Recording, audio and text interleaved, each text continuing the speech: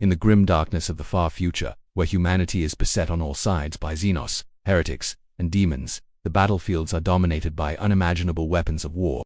But amongst the endless ranks of the Astra Militarum and the genetically engineered might of the Space Marines, two forces stand taller than any other, both literally and figuratively: the god engines of the Collegia Titanica and the noble scions of the Night Houses. These are not mere war machines. They are walking cathedrals of destruction, ancient legacies of mankind's technological peak, and the ultimate expression of the Imperium's military might.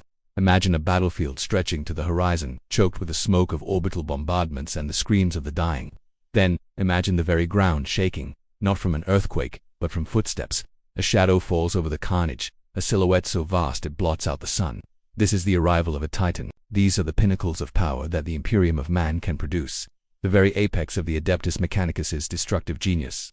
To put it in terms we can understand, if a Lemon Russ battle tank is the modern-day main battle tank, then a Titan is a walking sentient battleship armed with weaponry that can level entire cities in a single salvo. There are several classes of these god engines. The smallest, if you can even use that word, are the Warhound Scout Titans. These are hunter-killers operating in packs. They move with a lupin grace that belies their immense size. Armed with weapons like the Vulcan Megabolter or the Turbo Laser Destructor, they are the hounds of the Titan legions, sent ahead to scout, to harass, and to tear the throat out of the enemy's advance guard. Next up, the scale are the Reaver Battle Titans. Taller and more heavily armed, the Reaver is a versatile and deadly machine. With its hunched, aggressive posture and multiple weapon mounts, it can engage a variety of targets simultaneously. A Reaver might carry a Gatling blaster on one arm to shred infantry formations, a volcano cannon on the other to vaporize enemy tanks, and a carapace-mounted Apocalypse missile launcher to rain death from above. They are the backbone of many Titan legions, the workhorses that carry the main weight of the battle. And then there is the Warlord Battle Titan. This is the machine that comes to mind when most people think of a Titan. It is a walking fortress, a bastion of imperial faith and firepower. Standing over 30 meters tall, its silhouette is an icon of terror to the foes of mankind. The Warlord is bristling with void shield generators that can shrug off blows that would annihilate lesser machines. Its arms can be equipped with colossal quake cannons, Sunfairy plasma annihilators, or Bellicosa volcano cannons, each capable of unimaginable destruction.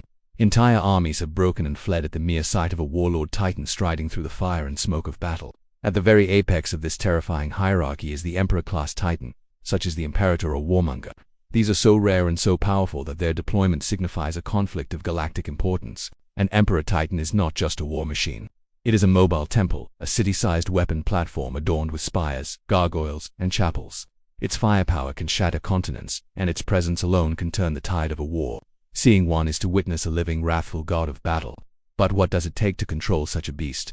It's not a simple matter of a crew climbing into a cockpit. A Titan is commanded by a Princeps, a specially trained individual who must meld their consciousness with the machine's spirit. The machine's spirit. This is a dangerous and taxing process. The Princeps is connected via a neural interface. Becoming one with the Titan, they feel the machine's pain when it takes damage, its rage as it unleashes its weapons.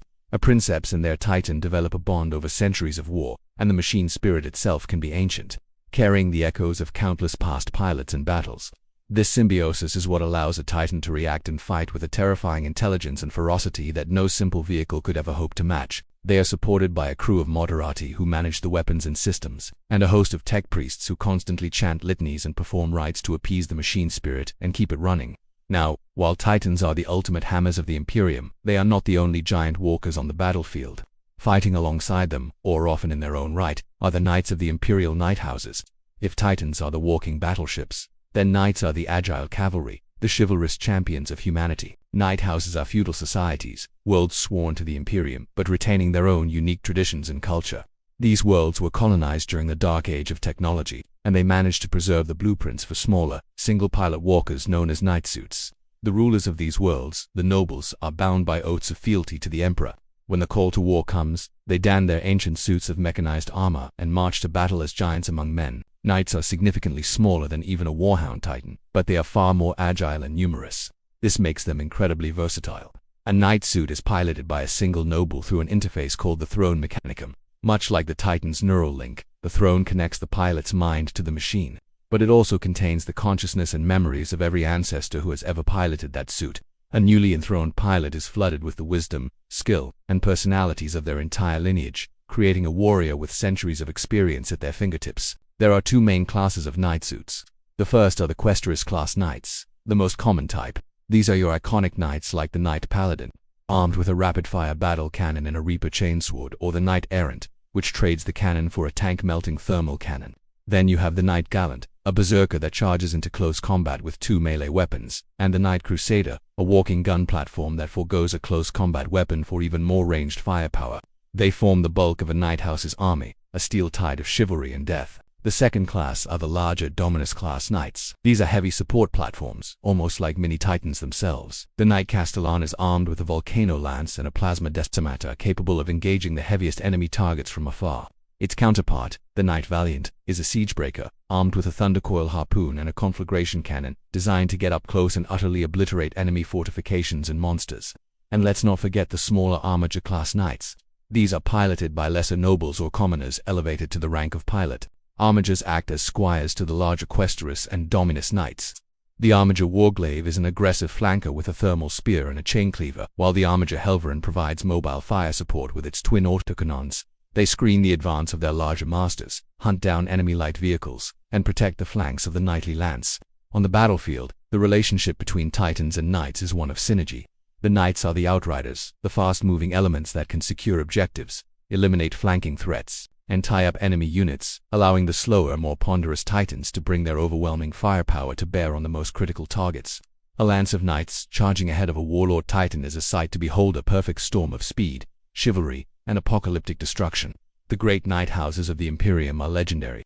Houses like Terran, known for their heroic charges, Cadmus, the steadfast defenders of their home world, and Hawksroud, who never refuse a call for aid, no matter the cost. Each house has its own heraldry, its own traditions, and its own interpretation of the code of chivalry they all follow. They are a proud and independent force, a reminder of a bygone era of honor. But their loyalty to the Emperor is, for most, absolute.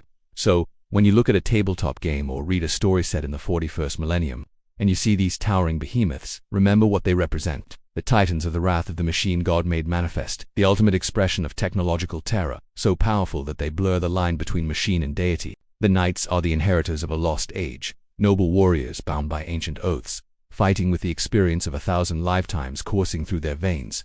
Together, they are the giants of the Imperium, a steel fist that crushes the enemies of mankind beneath their armored feet, ensuring that even in the darkest of futures, humanity's champions stand tall. Thank you for watching this deep dive into the god dungeons and noble knights of the Imperium. If you enjoyed this journey into the lore, be sure to hit that like button, subscribe for more content, and let us know in the comments which Titan, Legion, or Knight house is your favorite. For the Emperor,